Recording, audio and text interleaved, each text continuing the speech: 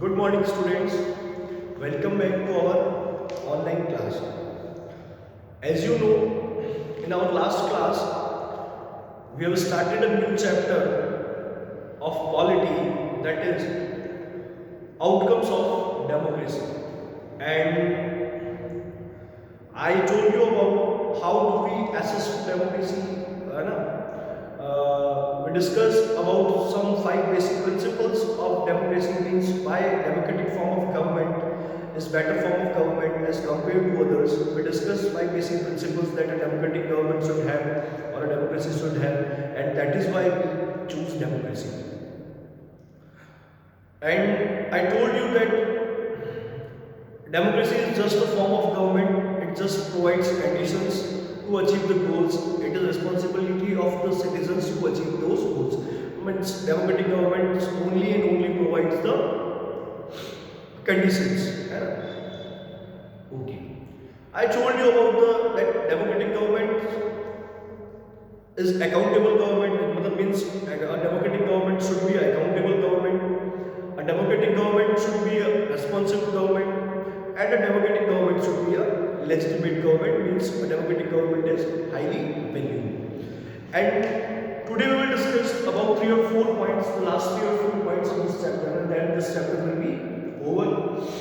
We will start with the economic growth and development. Means how we can relate economic growth and development with democracy. Is democracy or a democratic government is responsible for economic growth and development?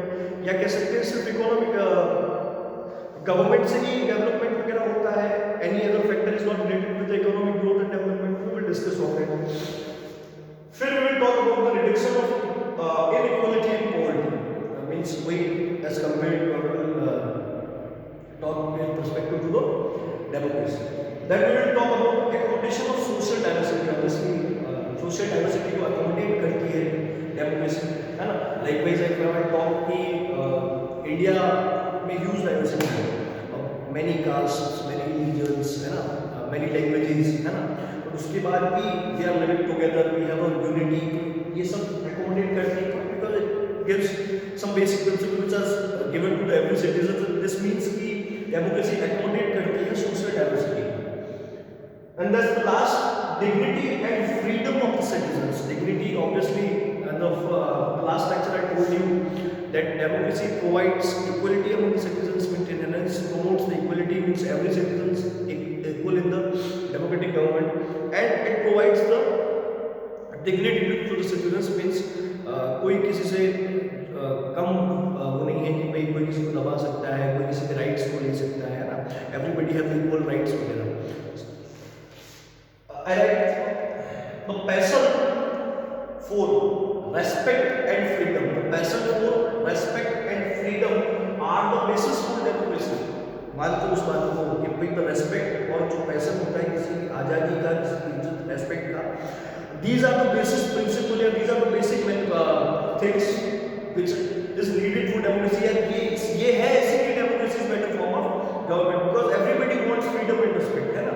So this is the basic of best of democracy. अच्छा, what are democracy remains democracy only as long as every citizen has a chance of being in majority at some point of time. मैंने क्या बोला? Democracy remains democracy only as long as every citizen has a chance of being in majority at some point of time. Means the अभी someone who is ruling the country or who is in the majority और जो minority में है, democracy तब तक है कि जो माइनॉरिटी के अंदर है वो एक दिन मेजॉरिटी में आ सके. आई बात समझ में?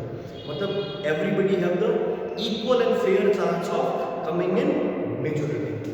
चलो अब क्या बोला? अच्छा, इनइक्वालिटी एंड पॉवर्टी की बात करूं तो in general in actual life क्या बात कर सकता हूं मैं कि इन एक्चुअल लाइफ डेमोक्रेटिक गवर्नमेंट और डेमोक्रेसी क्या करती? Do not appear to be very successful in reducing economic inequalities. अभी मैं कुछ ग्राफ्स और कुछ बेसिक डाटा को हम देखेंगे कि जैसे साउथ अफ्रीका वगैरह में मोस्ट जो 60% पीपल है ना, या 60% इनकम है, वो सिर्फ और सिर्फ 20% लोगों के पास में है, और जो रिमेनिंग 20% है वो सिर्फ और सिर्फ किसके पास में है? 20%। मतलब अभी मैं आपको बताऊंगा अबाउट द डाटा वगैरह, ठीक है। अब तो मैं ये बोल सकता हूँ that democracy provides political equality, but it do not provides the economic equality. Economic equality को वो प्रोवाइड नहीं करता, ये बात आप मानते हो कि भाई पॉलिटिकल इक्वलिटी मीन्स कि भाई हाँ राइट टू वोट है, every vote have one value, सबका एक वो है कि ऐसा नहीं कि कोई ज़्यादा अमीर है उसकी जो वोट की वैल्यू है दैट विल बी मोर, है ना, as compare to rural poor वगैरह, ये सारी बातें हैं। बट ये मानते हैं कि पॉलिटिकल इक्वलिटी तो देता है democracy, but it do not provide the economic equality. अब अपन बात करते हैं स्टार्ट क्या बोलता है कि इकोनॉमिक ग्रोथ एंड डेवलपमेंट। अब बात करूं इफ आई से कि economic growth and development is not related with the democracy only itself, है ना, सिर्फ और सिर्फ डेमोक्रेसी। अब मैंने बताया था कि democracy is just a form of government and it's only creates conditions, है ना, and one should take advantage of those conditions to achieve those goals या जो भी उसके गोल्स हैं। तो democracy is just a form of government, democracy is not responsible for the economic growth and development. I can say economic growth and development के अंदर there are many several factors, बहुत सारे factors हैं which is कह सकते हैं responsible या उनकी वजह से economic growth क्या होता है। आई बात समझ, जैसे कि मैं बताऊँ economic development depends on several factors, country's population size। सबसे पहले कंट्रीज पॉपुलेशन, इकोनॉमिक ग्रोथ मैंने बोला कि सिर्फ डेमोक्रेसी से ही, डेमोक्रेटिक गवर्नमेंट से ही क्या है इकोनॉमिक ग्रोथ का नहीं होता है। सबसे पहले क्या होता है इकोनॉमिक डेवलपमेंट या economic growth depends on several factors. First is countries population size, global situation, cooperation from other countries, economic priorities adopted by country etc. However, the difference in the rates of economic development between less developed countries with dictatorships and democracy is negligible. Overall, we cannot say that democracy is a guarantee of economic development, but we can expect democracy not to lag behind dictatorship in this respect. अब देखो वही बात मैंने अभी देखो आप page number निकालिए कौन सा 94। There is table given of economic growth of different countries. तो फर्स्ट क्या दिया हुआ है all democratic regions, all democratic countries के अंदर क्या है 3.95 का क्या है ग्रोथ रेट है, and this table is of 1950 to 2000, मतलब 50 इयर्स का एक डेटा बना रखा है। अब सेकंड दिया हुआ है ऑल डिक्टेटोरियल रीजन्स मींस जहां पे डिक्टेटरशिप वगैरह होती है, तो this is 4.42 as compare to democracy. जो इकोनॉमिक ग्रोथ है या जो इकोनॉमिक डेवलपमेंट है इन द डिक्टेटरशिप या डिक्टेटोरियलिज्म में क्या है ज़्यादा है। तो आई बात समझ में, मैंने क्या बोला कि डेमोक्रेसी सिर्फ और सिर्फ एक गवर्नमेंट का फॉर्म है। डेमोक्रेसी होना इज डजंट मीन कि वो हर पर्सपेक्टिव में, हर फील्ड में क्या है एकदम एक्यूरेट और परफेक्ट है। तो एक्चुअल लाइफ में या एक्चुअल बातों में अगर मैं बात करूँ, जो इकोनॉमिक ग्रोथ और वो इकोनॉमिक डेवलपमेंट होता है that depends on several factors, बहुत सारे फैक्टर्स पर डिपेंड करता है, नॉट ओनली ऑन डेमोक्रेसी, क्योंकि democracy is just a form of government.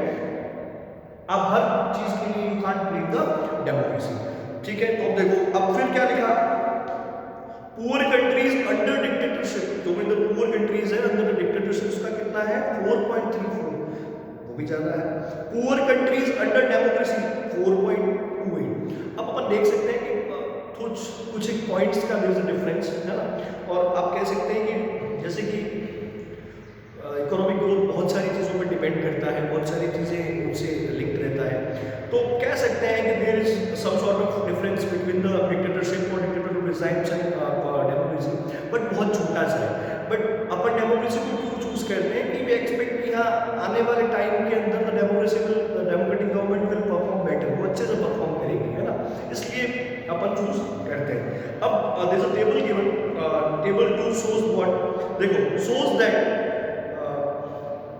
within democracies there can be very high degree of inequalities, there can be a very high degree of inequalities। मैंने आपको क्या बोला कि actual life democracies do not appear to be very successful in reducing economic inequalities, और वही मैंने आपको बोला कि democracy provides for political equality but it do not provide economic equality. तो वही बात क्या बोल रहा है, such that within democracy there can be high degree of inequalities in democratic countries like South Africa. There is a table given, table 2 on the page number 94, वहीं पे आप देख सकते हैं कि in democratic countries like South Africa and Brazil, the top 20% people take away more than 60% of national income. मैंने अभी आपको क्या बोला कि जो ब्राजील जो डेमोक्रेटिक कंट्री है ना, अभी डेमोक्रेटिक कंट्री पर वहाँ का 60% जो है ना,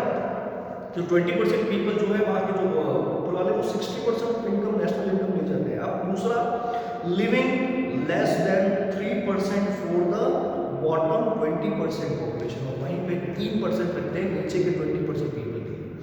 वहीं countries like Denmark and Hungary are much better in this respect, और वहीं जो छोटी कंट्रीज है, कंट्रीज लाइक डेनमार्क वगैरह, वो फिर भी आप जैसे टेबल देखेंगे तो यू रिकॉग्नाइज दैट टॉप 20% कितना ले रहे हैं, साउथ अफ्रीका में 64.8% और ब्राजील में 63.0%, वही रशिया में 53.7%, और छोड़ते कितना है फॉर द बॉटम 20%, तो in South Africa they are living just 2.9% and in Brazil 2.6% and in Russia 4.4%। Means अपन को ये पता लग गया कि डेमोक्रेटिक कंट्री या डेमोक्रेसी क्या प्रोवाइड करती है, it do not provide equality among the economy के अंदर, इकोनॉमिक इक्वलिटी प्रोवाइड नहीं कर सकती, है ना।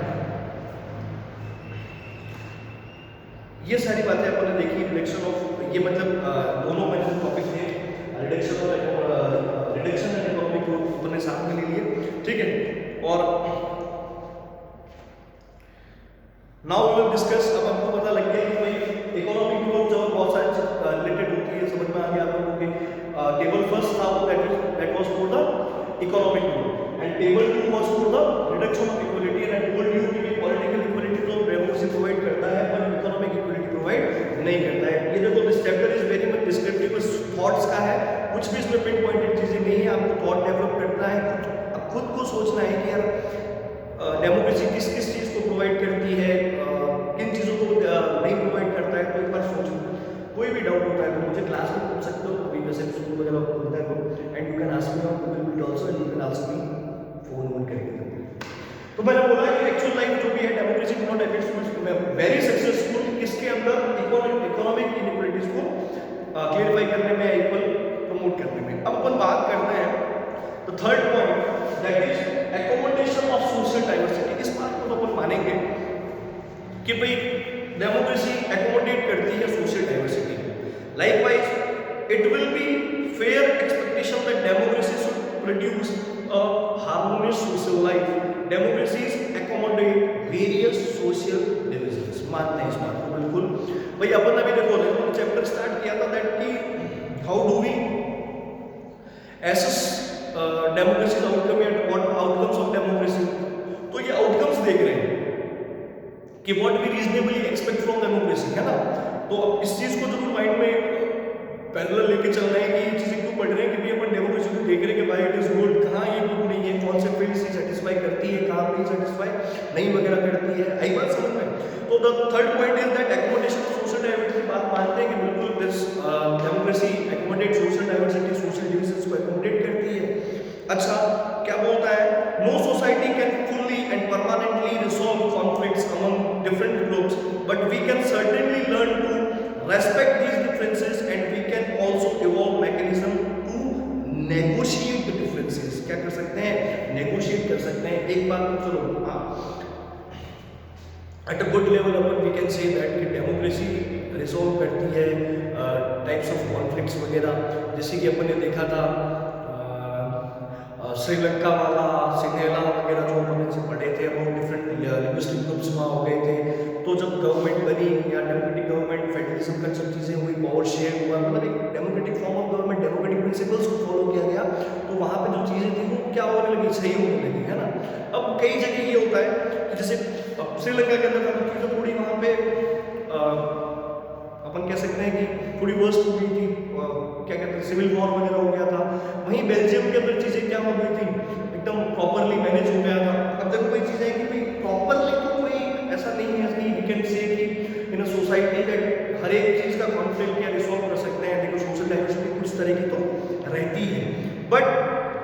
देखो वही इसने देखो लिख दिया कि but the example of Sri Lanka reminds us that a democracy must fulfil two conditions in order to achieve this outcome. अपन ने देख लिया कि भाई democracy obviously resolve the conflicts among the different social groups, but इस चीज को करने के लिए क्या करना चाहिए, इट शुड डू मतलब इट शुड डू दो थिंग्स। क्या जो श्रीलंका के अंदर उन्होंने नहीं की थी, क्या करनी चाहिए थी और बाद में की थी, क्या it is necessary to understand that democracy is not simple rule by the majority, या कह सकते हैं बाय द मेजॉरिटी ओपिनियन।